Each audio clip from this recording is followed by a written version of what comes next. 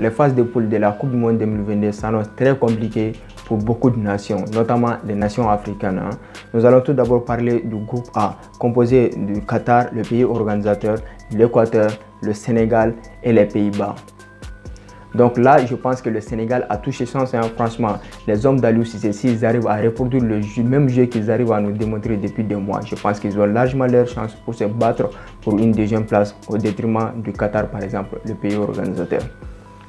Vous allez me dire, le Qatar est chez eux, ils ne vont pas se laisser faire. Mais là, il ne s'agit pas de ce jeu. Franchement, si le jeu que propose Aliou Cissé, franchement, c'est extraordinaire. Donc, je ne vois pas une équipe dans ces trois qui peut se qualifier, qui peut prendre la deuxième place au Sénégal.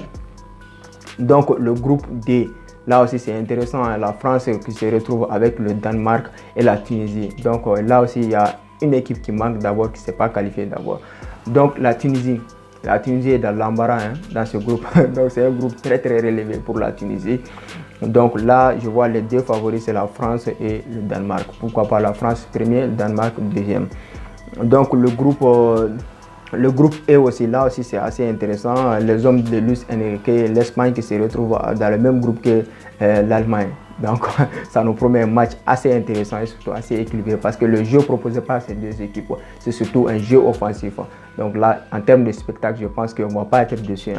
Donc le groupe F, là aussi il y a un prétendant africain, le Maroc qui se retrouve aux côtés de la Belgique, du Canada et de la Croatie. Donc là c'est très difficile. Le Canada qui participe à sa première Coupe du Monde depuis 36 ans.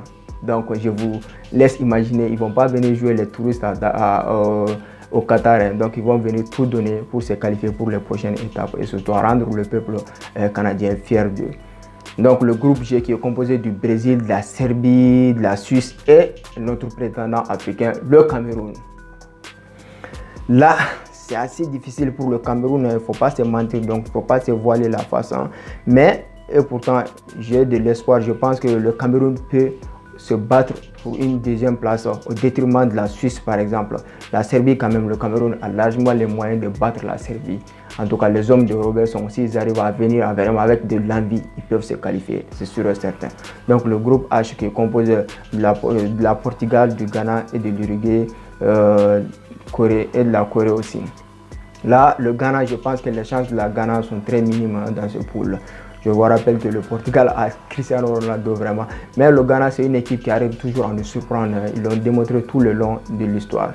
Donc, les amis, je pense que les nations africaines, ça ne va pas être facile, mais ils ont toutes leurs cartes, ils ont les cartes à jouer. Donc, s'ils arrivent vraiment à se galvaniser lors de cette compétition, ils peuvent surtout créer l'exploit de la compétition.